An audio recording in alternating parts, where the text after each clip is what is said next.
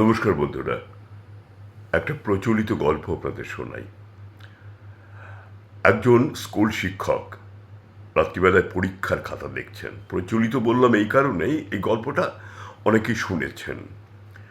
পরীক্ষার খাতা দেখতে দেখতে একটি খাতায় গিয়ে তার চোখটা আটকে গেল।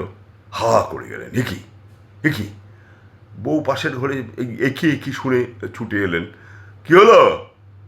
বলো, দেখো তো আমি কি নাম্বার ওকে দেবো। কি হয়েছে কি? বলে, দেখো না কি লিখেছে। বলে, কি লিখেছে?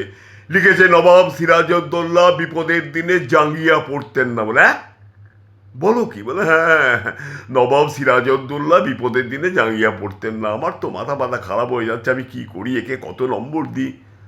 বউ বলে, তুমি যা খুশি করো গে। বলে সে আবার পাশের ঘরে গিয়ে খাওয়া দাওয়া করে শুয়ে পড়লো।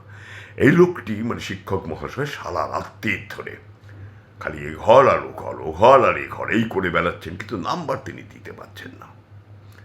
ভোরবেলা ঘুম থেকে উঠেছে গিন্নি, উঠে দেখে শিক্ষক মহাশয় ধেই ধেই করে নাচছে ঘরের মধ্যে, আর সারা ঘরে কাগজপত্র ছড়ানো ছেটানো।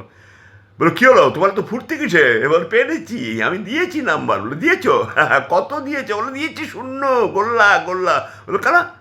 সারা রাত্রি চিন্তা করে শেষকালে গোল্লা দিলে? বলে, দেবো না, ওর রোল নাম্বার ছিল 27, আর ওর পাশে যে বসেছিল তার রোল নাম্বার ছিল 28। বুঝতে পেরেছ? টুকলি টুকলি টুকলি, চোতা করেছে, চোতা করেছে, নকল করেছে।